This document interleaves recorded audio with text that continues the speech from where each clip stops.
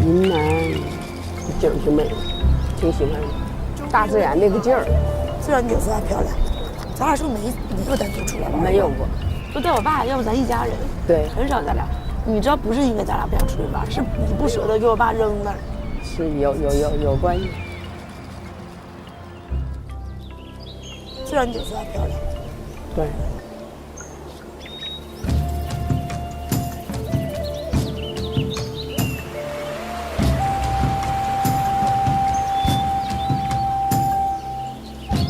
很舒服，挺舒服，也不是那么热。这是不是油菜花？是油菜花，好好看，看心情好，真的好像很艳。咱北方孩子没见过这，哪见过这个呀？我的妈呀！哇塞，好好看呐！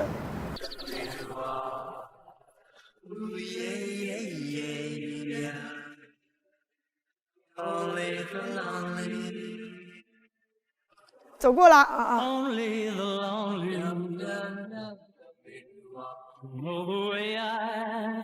你会紧张吗？还好。你要是紧张，你就过来牵我手。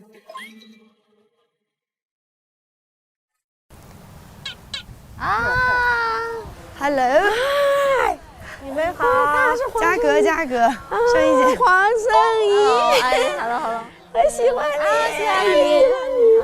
Hello， 嘉哥，阿姨好，你好，我一直看你的节目。哦，谢谢阿姨。哎呀，这是什么意思呢？我妈就是想表达喜欢你，但又很尴尬。我觉得能见到你，我觉得很开心。我也很开心啊，不仅能见到，要天天在一起。坐。我想看黄圣依，我喜欢她，可能因为我是她的粉丝吧。这次在节目中遇到她，我非常想问一下她的状况现在如何。我2个孩子都在上海上学。哦，那你唱什么歌？我唱通俗演唱，是不是应该这么讲？通俗歌曲。但我感觉你的这个就是发型这种状态，我感觉还有你的性格是，你唱摇滚吗？我也是那么觉得。我都唱。任务卡有任务，接一会儿。任务卡这是啥？要读出来，大声的读出来。欢迎大家入住你们共同的新家，你们将在这里展开合体旅居生活。桌上4束花代表着不同房型，请女儿妈妈们自行商议选择。希望你们选到心仪的房间哦。选房间，房间在哪里？啊，就是这个4朵花啊，4种不一样的花，是不是？向日葵、本玫瑰什么的。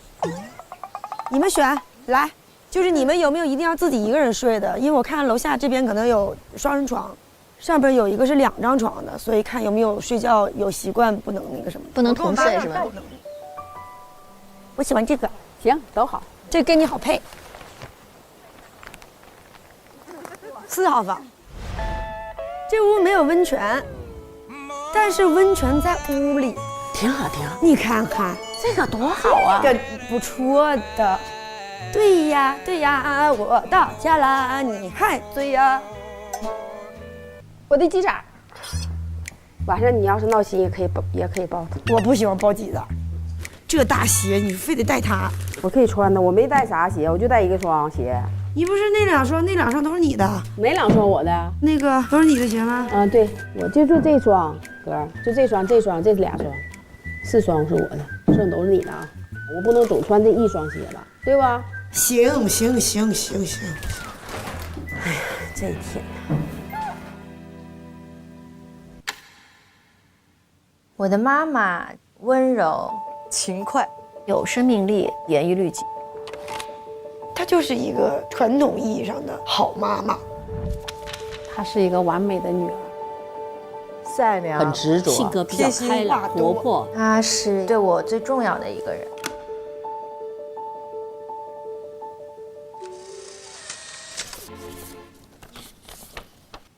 大家好，我是李佳葛的妈妈。我姑娘小名叫格格，她是一个很开朗、很执着、不会藏着掖着的东北女孩的性格。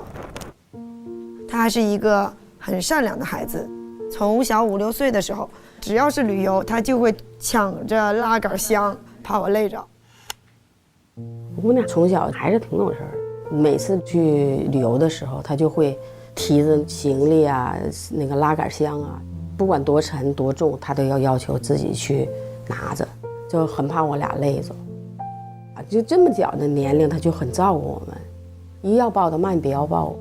我说为啥呀？她就说啊，我怕你累着。当时我就觉得，哎呀，特别感动。我就觉得，哎呦妈呀，这么点孩子怎么能说这话呢？啊！他这种习惯一直到现在还是这样，但是如果有些让他看着不惯的地方，他也会在很多人面前直接的攻击我。我作为他的妈妈可以原谅他，可是在外人面前谁会原谅他？希望这次旅行你别给我整事儿，能够包容理解他这个妈妈，爱你的妈妈，还画了个兔子。就感觉很受委屈，但是这句句都是在恐吓我。带我了，哎呀妈，读吧，对，贴心太贴心了。大家好，大家好，我的妈妈叫薄永霞，你的声音倒很好。一个土生土长的东北女人。生活中我俩没少拌嘴，如果这次旅途中我俩有些小摩擦，也都是属于正常现象。哎呦妈呀！摩擦，你看见没？来没整那这就是啥呢？属于刚刚说的整事儿，是不是？对，也属于正常现象，但担心一会儿就好了。但是一会儿就好了。你看，你都整错了，这是怨我吗？别担心，那顶上写的是，你瞅你错别字儿，这不都划掉了吗？为啥划？那我写错了，不得完了，划？别干仗，咱俩啊，是谁整事儿？也是。嘉格姐跟她的妈妈相处的这种方式吧，有点相爱相杀的感觉。在我心里，我妈妈好像永远都憋不住。哎呀妈，憋不住。她喜欢唱歌、跳舞、打麻将，闲不住，那不是憋不住。我不说闲不住了吗？你说是憋不住，过于直接、直白。你看你那白字写的吧，那也不像结巴这个白。担心会在慈母母慈子孝，女孝和火山爆发，火山爆发，反复横跳。哎呦我的妈呀！要不还是让阿姨读吧。是你说那玩意儿，我的妈！我还是小时候的我，但是我有一个，但是，那你念来，大家，让彼此都轻松一些。你小时候学习能好都怪了，我跟你讲。哎呦我的天！希望他能明白我还是小时候的我。只是我有了更多的身份，不再只是他的女儿。希望他把注意力更多的放在我自己身上，而是不是纠结于那些他无法改变的事情。希望这一趟旅行，我们能够找到一个更好、一种更健康的相处方式，能够成为我们母女关系的新起点。没事。啥呀？啊！你这整的太闹腾了，说的太闹腾了。哎呀，你认真看一下我写了啥。我妈看完了之后说：“你这字写太难看。”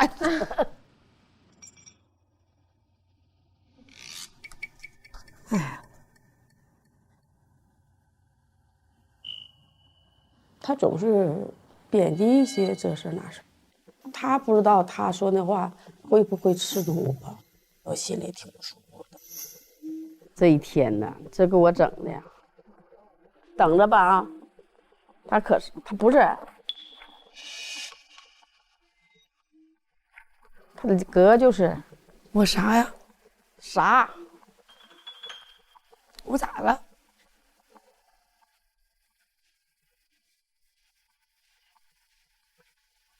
你到底看没看懂我写了啥？你哪块你有看懂吗？我要不给你读一遍最后一段？不用啊，不用。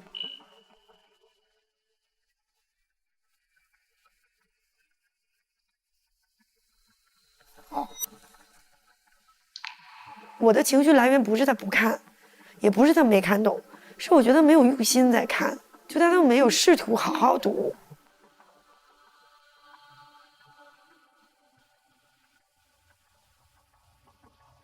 咱俩以后还得慢慢交流吧。没什么交流的，没什么交流的。哎，你看他不跟我交流，他总会吐槽我。我能不能不交流？聊不明白聊啥呢？他不跟你交流就吐槽你，就给你点一些不好的地方。我跟我妈最会的就是闭口不提，因为我跟她没有任何讨论的价值的，因为讨论不明白。你说你是，哎呀，一点耐性都没有。闭口不提，这就是我的解决方法。他没耐性，你知道吧？他没耐性，你知道吧？因为你得讲理，我才能跟你有的理讲。如果你不讲理，我就真的没有耐心。咱俩还得因为我妈先沟通。如果讲到一定程度的时候，她就哭。她最大的武器就是哭。你怎么这么跟我说话？就是，那你说大家讲道理，讲到最后讲不明白的时候，就说不是道理你说对，但是怎么跟我说话呢？你看，那咱俩讲的到底是道理还是情绪嘛？你看，不让你说话。他性格有点急，这一件事没多大事啊，就会急眼呐，还很情绪化。我觉得他，你要跟我讲道理，你就好好讲道理；你不想讲道理，那我哄你就好了嘛。你到底要哄你，还是要讨论这件事情对还是错？就其实我跟我妈的这种争执，这是常态，因为我跟她讨论不明白，她只会站在她自己的角度来考虑这个问题。你不要就是吵，就是有话好说，有话好好说也是双方的，不能就是你用一个就是母亲说你这，我就得好好说话。咱们哇，那我不行。这几天还得交流交流。我也不行。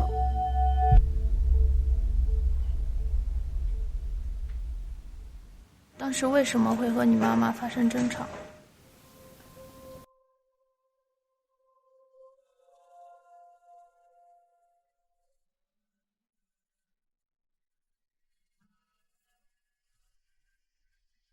因为我跟我爸的确有应激反应，就当我跟他讲不通道理的时候，我就是会大声喊、大声说话，就是，哎呀，我不知道，就是很无助。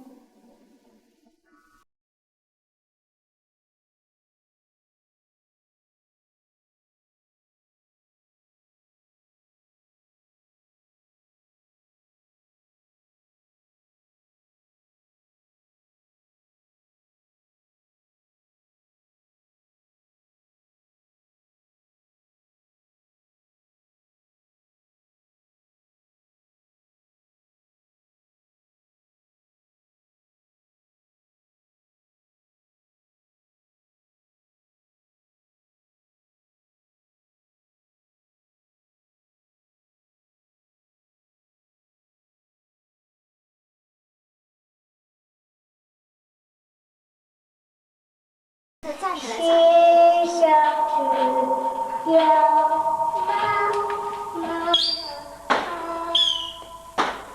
有妈妈会实现回头。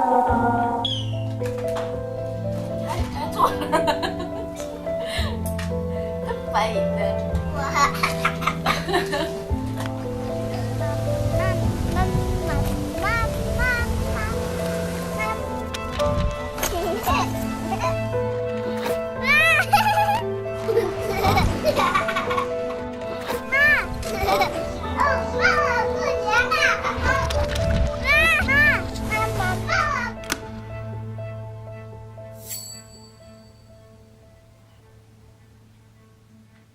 好好的交流交流，对，咱们相互的交流，相互的学习，相互的学习。对，他小时候很乖，完了长大了以后，结婚7、8年，我们就很少联系了，联系就少了。没有不联系，怎么可能不联系？就是不是那么就像小孙们黏了，反正就是一年我去上海2、3次，一次待1、2个月，就这样啊，那很好了。我嫁人得有到今年是第8年，我前5年是没有跟我老公一起过过年的，就是永远我跟我老公都是分开，我老公去陪他的妈妈，我去陪我的妈妈，然后我的孩子今年跟我过，明年跟他爸爸过。有一年过年的时候，你知道这时候逼到，就是我把我妈安顿在三亚，我把我婆婆也安顿在三亚，所以就导致我那一年就是我真的身心俱疲。我妈在三亚区，我的婆婆在海棠湾，然后我跟我老公每一天往返1个小时见面，就是我就觉得我在干嘛呢？就是即便我这样做，我妈还是会跟我吵架。好像也是因为我婆婆，我大概是帮我婆婆说了几句话，我们就是大闹了一场，我一下就崩了，你知道吗？就一下就是算，我的人格从小就是这样的，我就是会替我婆婆想，替我老公想，替我的孩子想，替我妈妈想，我就是没有替自己想过。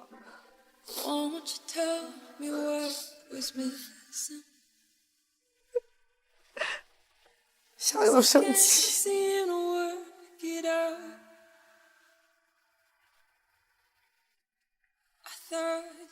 真的，那就是那一次，我就觉得，就是觉得我太累了。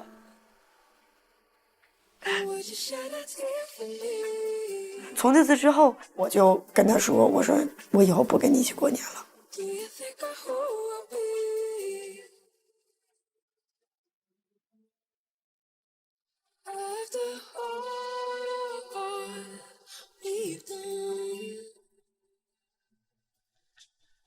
这个你必须得让他们有一个独立的生活环境。我是给他们的，我没有什么要求。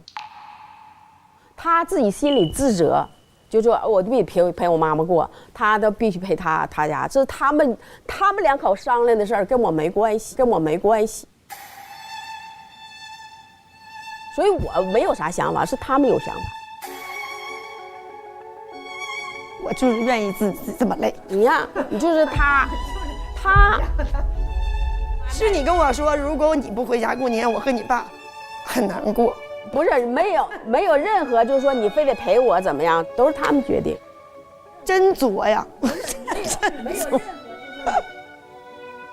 今天还有一句让我挺伤心的，就是他用了一句，他说我不需要，我和他爸都不需要，是他自己想的。这就是在全盘否定你做的所有的东西啊！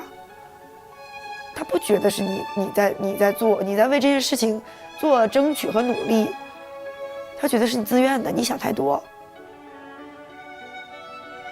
我们俩就属于那种总说话烂，总是来回吵，就已经好像习惯了那种。我不是很习惯，你不习惯，反正你再说，你知道吧？你说了，那你肯定反馈我心里了。因为女儿跟妈妈说话，你就是有点不那啥的时候，妈妈很伤心的。伤就好了，所以你必须要寻找到一种新的快乐，全部想要他像小时候那样，已经不可能了，因为他自己已经有一个家庭，他自己有他的孩子。我不要求别的，我就是他说话的时候，有的就是你可能说话的方式你得注意。我注意，我以后只做表情包，不说话，说话可气人。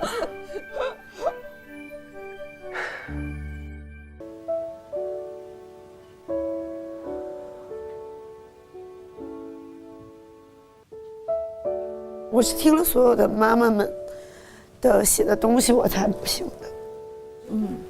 其实我是挺期待他说，他写很多我跟他相处的一些东西。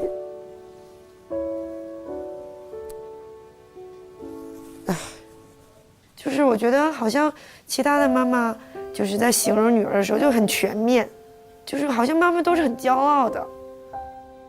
但是我在我妈的这个信里面听到了更多的是指责，她是觉得我会给她找事儿，会当着很多人面攻击她，很刺耳。其实，就是我会让我觉得我自己很失败，作为他的女儿。今天早点休息吧。好，好嘞，拜拜，拜拜，拜拜，明天见，晚安。背厚不厚？还好，还好。晚上这屋好像挺凉哈。每个屋都凉。那咱是把门子关上啊？不用，我要出去一下。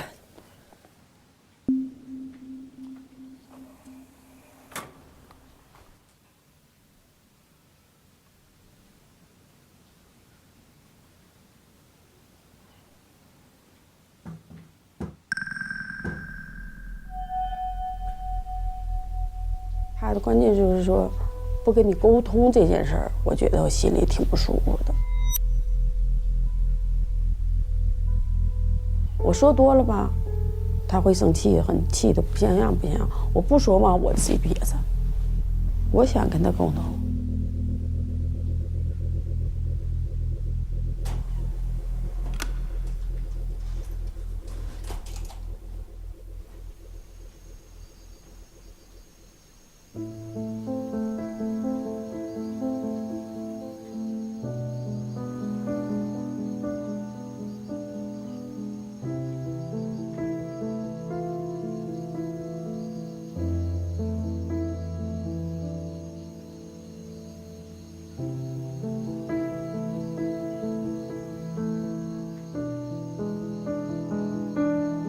我心里挺不舒服的，我也不想讲他，确实。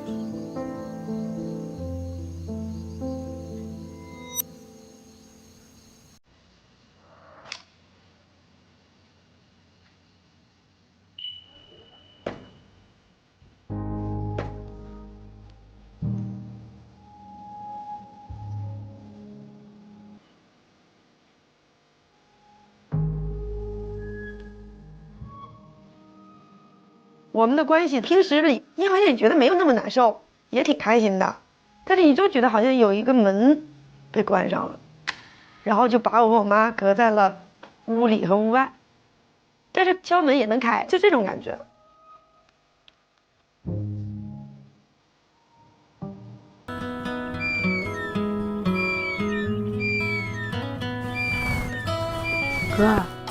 哥，起来吧。几点了9点33了。你太困了吗？我饭做好了，你起来。我跟我妈就这种问题，假装无事发生就过去了，我不会再跟她重提。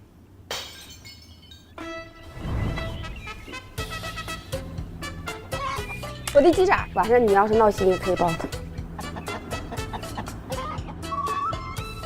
哎呀，你睡醒了，早，二姐早。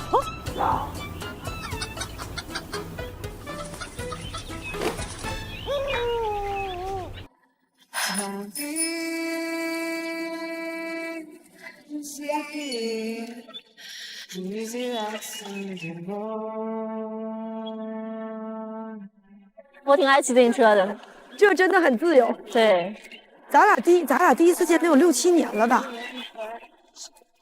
都不止6、7年了，我觉得。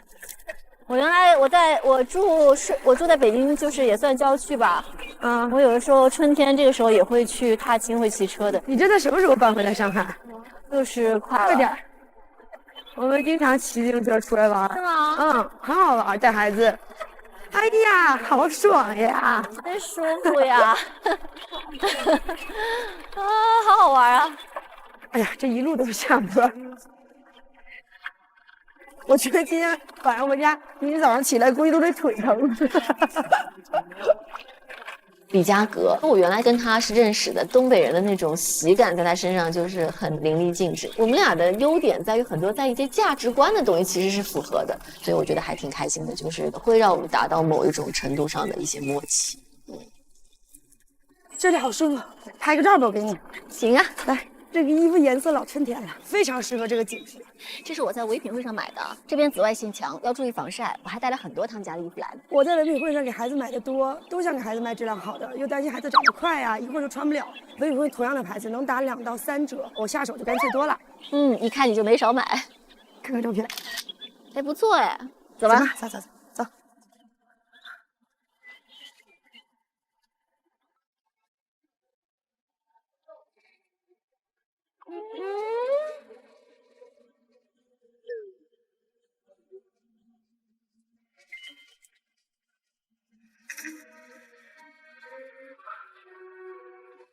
你们在听啥呢？我想做排骨吗？那你在听啥呢？就做排骨方法。那为啥听那么听啊？这样能听清楚啊？你放大了听不就得了吗？走吧。我因为在那边看听不着，因为没有网。那你大点声不就得了吗？因为没有网。咋的？不好意思啊，害怕别人知道现学的。不是学。欢迎大家来到我们的客厅，然后我们接下来会进行一个小且简单的游戏，帮助大家更好的了解对方。请看 PPT。我们会一一公布名称，由妈妈说一件女儿的事例。听完之后，希望能让大家更加了解彼此，让母女感情升温发展。准备好怎么夸我了吗？哪位女儿小时候最调皮？你不调皮？我不调皮啊。反正我们说啥你还很听，就很乖呀。我们是觉得我们自己挺调皮的，但你们没有觉得我们调皮吗？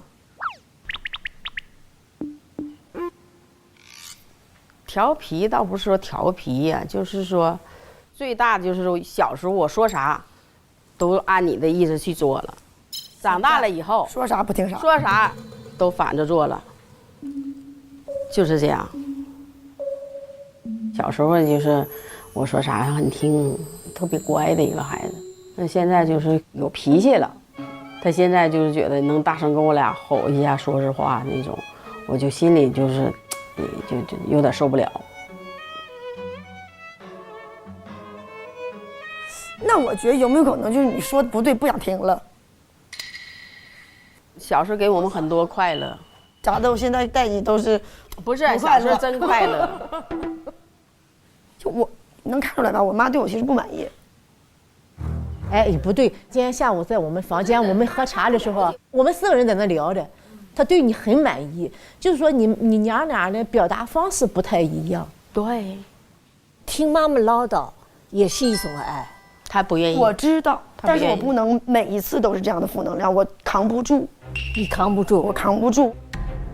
而且我有跟她说过，我说妈妈，我负担不了这么多负面情绪了。我需要你帮帮我，然后他就说我不跟他沟通，可是我扛不住了呀，人总有累的时候。我妈经常的跟我说，她最近遇到的一些不好的事儿，这个事儿和下一个事儿和下一个事儿，几乎都是因为这种很莫须有的一些小情绪上的事情，她会生气。5、6年前，我承受，多大的事儿我都会跟她聊，我后来不承受了。因为我发现每一次都是因为这些事儿，我就觉得在做无用功，我很无力。妈妈，我负担不了这么多负面情绪了，我需要你帮帮我。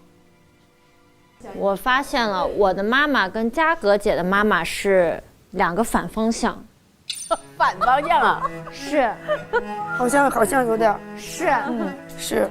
阿姨是属于我都你别管我啊，我很好，但其实不好，就是然后妈妈是你爱我呀，爱我，你怎么没像原来一样爱我了？对，你要给我，我要，对，你不跟我说话，你不跟我沟通，你不理我，我觉得我说话你不听。当妈妈，你说儿女大了就是不勒你那种感觉，是不是心里很痛？我就憋着，你可没憋着，我还没憋着，没有。我记得我怀憋着我自己知道。我记得我怀河的时候，咱俩在车里面，给我气的那么大的肚子，你一点都没让着我。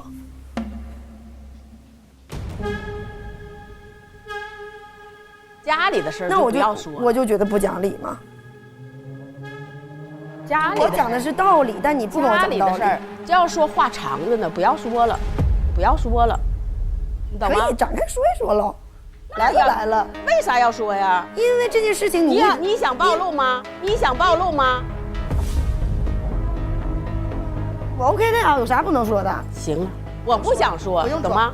因为我觉得这事一定要说出来，让大家去评论。不要说，不要说。